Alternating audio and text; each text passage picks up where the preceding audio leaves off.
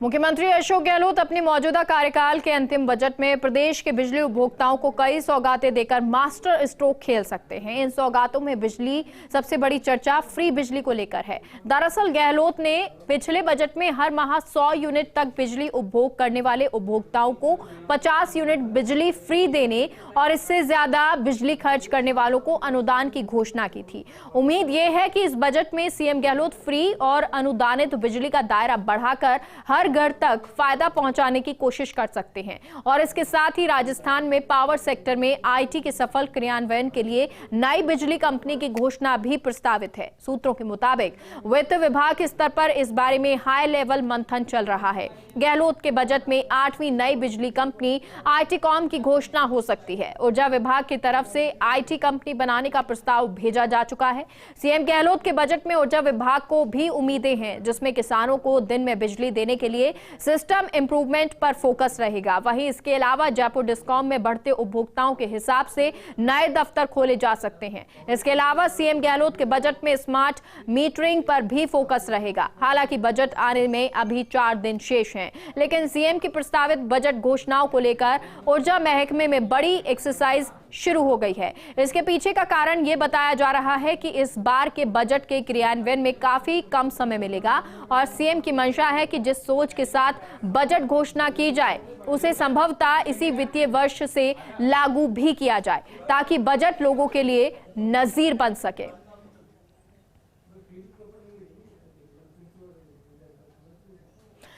तो सीएम गहलोत के कार्यकाल के अंतिम बजट को लेकर चर्चाएं गर्म हो गई हैं। पिछले बजट में सीएम गहलोत ने फ्री अनुदानित बिजली का तोहफा दिया था। 100 यूनिट उपभोग वाले उपभोक्ताओं को 50 यूनिट बिजली फ्री दी गई थी। तो 150 यूनिट तक उपभोग वाले उपभोक्ताओं को 3 रुपए प्रति यूनिट का अनुदान दिया था। 151 से 300 यूनिट तक के उपभोग पर 2 रुपए प्रति यूनिट का अनुदान दिया गया था। तो 300 यूनिट से अधिक उपभोग पर भी स्लैबवार छूट देने से मास्टर स्ट्रोक होगा और इस घोषणा का फायदा उठा रहे हजारों उपभोक्ताओं को भी उम्मीद है। राजस्थान में फ्री अनुदानित बिजली का दायरा बढ़ने की सबसे बड़ी उम्मीद। सूत्रों के मुताबिक वित्त विभाग के स्तर पर इस बारे में मंथन चल रहा है और घोषणा के मेरिट्स डीमेरिट्स पर हाई लेवल मंथन किया जा रहा है। आईटी क्षेत्र के नवाचार को बिजली कंपनियों में लागू करने की कवायद है। गहलोत के बजट में नई बिजली कंपनी आईटीकॉम की भी घोषणा हो सकती है। तो ऊर्जा विभाग की तरफ से आईटी कंपनी बनाने का प्रस्ताव भेजा जा चुका है। इससे पहले 7 बिजली कंपनियां अलग अलग क्षेत्र में काम कर रही हैं। जयपुर, अजमेर और जोधपुर में सप्लाई व्यवस्था के लिए अलग अलग डिस्कॉम है। इसके अलावा विद्युत प्रसारण तंत्र की मजबूती के लिए आरवीपीएनएल काम कर रही है, जबकि आरबीयूएनएल संभाल रही है राजस्थान में पावर प्लांट जनरेशन का जिम्मा। तो आरआरईसीएल के पास राजस्थान में अक्षय ऊर्जा को बढ़ावा देने का जिम्मा है। नवगठित आरयूवीएनएल देख रही है राजस्थान में पावर ट्रेडिंग का जिम्मा। तो सीएम गहलोत के बजट में अब ऊर्जा विभाग की उम्मीदें बहुत ज्यादा हो गई हैं और अब क्योंकि किसानों को दिन में बिजली देने के लिए सिस्टम इंप्रूवमेंट पर फोकस रहेगा।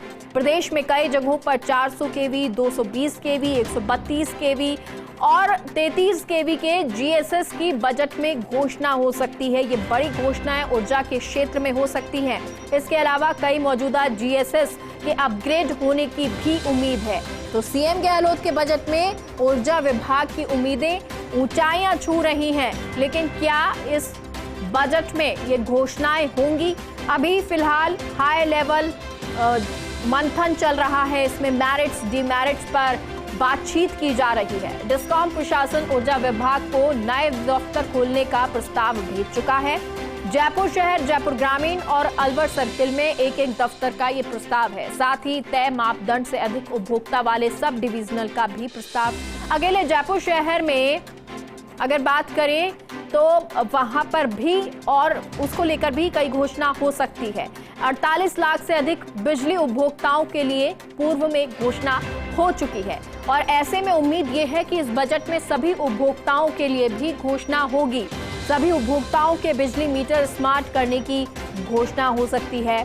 तो वहीं सीएम गहलोत के बजट में स्मार्ट मीटरिंग पर फोकस रहेगा।